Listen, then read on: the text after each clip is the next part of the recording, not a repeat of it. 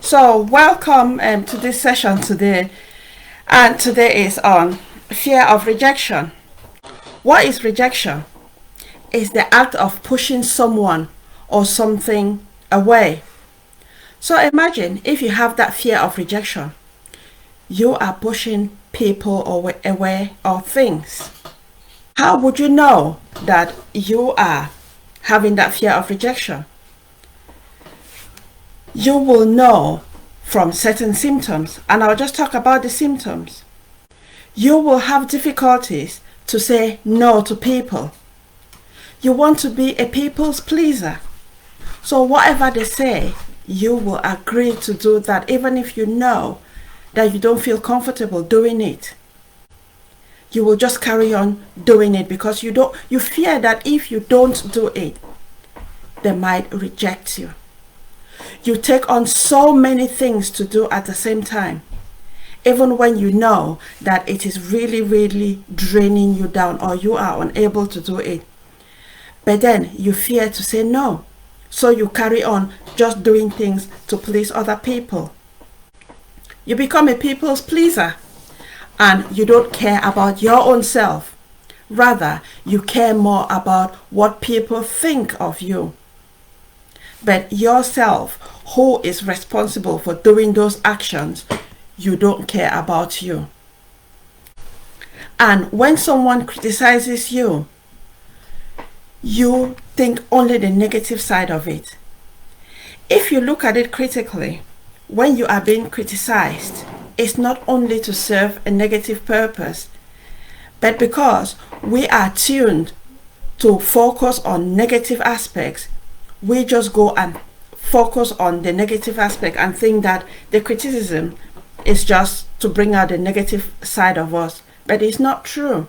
Sometimes, how would you know that you are afraid of rejection? So you will stick only to the friends that you have because you avoid starting a conversation or starting a friendship with people because you fear that, oh, are they going to like me?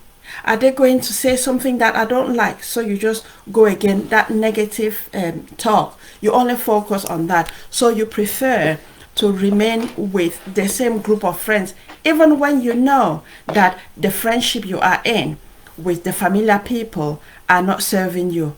But that fear that other people might reject you, you don't want to take that risk to go and start friendships with other people. You work so hard to please people. And when anything goes wrong, you beat yourself up. Negative self-talk. You blame yourself. You feel guilty. You feel ashamed of yourself. Even about things that are not in your control. Even if you do something wrong, be gentle to yourself. Because when you are hard on yourself, it doesn't help. You prefer to stay in unhealthy relationships. Because again, the unhealthy relationships are familiar to you. And because you have that fear of rejection, you don't want to start another relationship because in your head you are thinking, if I go to this person, will I be accepted? Will I be rejected? And the default is rejection. So instead of you to go out there and start new relationships, you rather just stay with the familiar one that is not comfortable. And the last one I'll talk about is you hide your true self. Because now you have your public self. When you are out there in public, you want people to know that you are a different person because you want to be that pleaser. But then when you are alone, you are a different person, and that's the real self. So you are hiding your true self and faking or wearing a mask for people to see you as a different person in public. How does fear of rejection affect your life? First, you are not at peace with yourself because you are thinking of what you will do to please other people. And then it affects the way you see yourself. It's common for you to start seeing yourself as a victim And in that way, you are giving your power away. You just see that you need to do things for people not to be angry with you. So the way the relationship with yourself, your relationship with other people is really affected. It affects your career, it affects your job. You push people away. And that's true. Because when you are behaving in a way that is not authentic, it's not true, in a way that can be manipulating, you who is trying to be manipulative, you think that you are keeping up to terms with it, but those who are seeing and listening to you, they can easily pick up the differences within you. So in that way, they look at you and they start thinking, something is not right with her, something is not right with him. So in that way, you push people away, but realistically, you don't even know that you are pushing people away, because you think that as you are being manipulative, you want to bring people to you, but they are saying that you are saying something else and doing something else, and it pushes them away. So as pleaser, you just tend to please people, and you are very passive, because even if someone says something that you don't agree with it, because in your head you know that you are a victim, you will say yes. And when you are saying yes, you are just offering lip service, and it is not something that you really mean it. You can do whatever is asked of to do, but down within, it is not what you want. And the truth is, people easily read that from you, because like it is said, the non-verbals, your body language, doesn't lie. When you go on having these internal conflicts, you can become aggressive. Not intentionally, but it's just that you have many things going on in your head. And probably if you want to say something, it comes out wrong because of the way you are feeling inside within you. Why do we actually fear rejection? This one goes back to when we were born. We have heard of the survival instinct, where we want to be acceptable. So it is an evolutionary mechanism that is inbuilt within us, where we want to fit in. So when we go through a negative experience, we just want to survive. We don't want to be killed. So we come up with different strategies to keep us alive. And this fear of rejection is one of them. Because if you think back to the very first time that you had that fear of rejection, something happened and you told yourself something. So that is the decision that you made. It might be something really small, but then you made a decision. And without knowing, because now it's gone into your unconscious mind, because you were safe, you just carried on using that strategy to the extent that it becomes unconscious. And then you don't even realize it. If you look deep within you, you can realize that you made a decision. And that decision you made was probably that instead of you to be rejected, you'll probably just sit quiet and say nothing. And several years down the line, you might find yourself that when you are in a situation to say no, when you know you don't want to do that thing, you will prefer to sit quiet. You will not even realize that it is a decision that you made several years ago. It could be 1 year, 2 years, 20, 50 years ago. But you need to look deep into that with some help to go far deep to understand that. So another reason is that people avoid pain as much as possible. So again, in this fear of rejection, You will think that, oh, if I don't do that, I will not fit in that group. So because you know that when you don't fit in that group, it's a pain. So the easiest way to do is, anyway, I'll do what they want so you belong. So it's that sense of belonging that you forgo who you are so you can belong. But then it seems as if you are happy where you belong, when actually within you, you are not happy at all. You are really stressed, you are upset because you need to do things to please other people and not yourself. The other aspect that we fear rejection is that we want to please people. It is so easy to please people because we feel that we get that thank you, that acceptance. But then deep down, we know that it's not actually what we want, but we just want to accept what is familiar with us. And it is not helpful. How do we manage with the fear of rejection? The one thing that I'll say is self-awareness.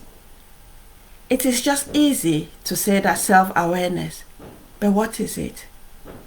Self-awareness is to do the internal work, because you need to know who you are, this is something that is massive, because when you ask people who they are, they'll tell you, I'm a mom, I'm a dad, I'm a worker, I'm a. Those are the roles that we play in life. But who really are you? When you start to discover who you are, it is not always comfortable, because some of the things that you discover about yourself, you might not really want them. But again, that's part of you. If you reject certain aspects of yourself, it means that you are not accepting yourself wholly. And over time, you might decide to accept you for who you are. And unless you accept yourself for who you are, then you will become truly the person you are meant to be. Identify these triggers. Where are these triggers coming from? Where are these triggers of rejection coming from? Again, like I said previously, it stems from something that had happened and you made a decision and you've lived your life based on that decision that you made. So if you fear rejection, start thinking, question yourself unendingly. Question yourself, where is that fear coming from? Why are you having that fear? How can you get rid of that fear? Just keep on asking yourself to identify the origin of that fear. And then from there, you can make decisions whether to continue living with that fear or to have an alternative so you manage with it better. And especially when you look at how it impacts in your life, because it would stop you from doing so many things. And if you look at it, the fear of rejection, it will impact your confidence, your self-esteem. That is not something that you want, because sometimes it might present that you have confidence issues or self-esteem. But then if you go deeper and deeper, you might find out that it is that fear of rejection. So it's to keep questioning yourself. That reflect on criticisms. If someone says negative about you, it's not to go in defense mode. You might take it with a pinch of salt. What does this person want? What is the meaning behind it? You might realize that, oh, there's something that's true about what this person has said, and there's much of it that is not correct. Don't focus only on the negative, because out of, say, 10 of the points, probably just one is negative. So why then would you focus only on that one thing that is negative and forget about the 9 other things that are good? So don't always take criticism to be negative. The other part is be aware of what you say to yourself. Do you know that we as individuals, we criticize ourselves far more than the way we criticize others? We tell ourselves lies more than the way we tell lies to other people. So imagine you are living in this body and you are telling lies to that same body all the time. How do you think that body will feel happy, will feel pleased when they know that there are those conflicts in between? So be gentle to yourself. Don't criticize yourself on everything. Watch the thoughts, because it is said your thoughts generate feelings and it leads to behavior. So it starts from your thoughts. What are you thinking about? How can you modify those thoughts? It can be easy for you to write them down. Write them down, find out what the triggers are, and get an alternative. And the best part is if you can catch those thoughts once they start before they become massive. I'll just give one example. Let's say you see someone and you really want to greet this person, but you are thinking, oh, this person might not like me. And then that is where, so the trigger is that you've seen this person and then other negative thoughts are coming. And it might extend to the level that, oh, probably if you greet that person, the person will not even answer, and you might start thinking of other things that this person might say when probably you've not even spoken to this person. So it's to be very, very vigilant to capture your thoughts before they go miles, and that will help you. Write them down and then you develop or come up with an alternative way that is more positive, that will serve you better than just being in the negative loop. The next point is focus on what you want. Avoid being a people's pleaser. Just think of what you really want. Sometimes to an extent, you've got to be selfish. Selfish in the sense that you want to be in a better position so you can help others effectively. Because if you push yourself to help other people when you cannot even help yourself, then what are you doing? You are not doing any good, because you are taking part of your burden and putting on the people you care about in the sense that you want to help them. So you need to take care of yourself to be in a better position to help others effectively.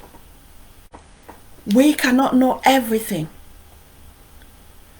So when you are with someone or in a community, don't be afraid to acknowledge that you don't know something. Because if you accept and be open to learn something new, that's what makes you very powerful. Because it shows that you are open-minded and you are ready to learn. But if you don't know something and you pretend that you know because you fear rejection, you are putting yourself in a very vulnerable position. Because imagine speaking with all the confidence something that is massively wrong. How would other people see you? So you will be thinking that you don't want to be rejected.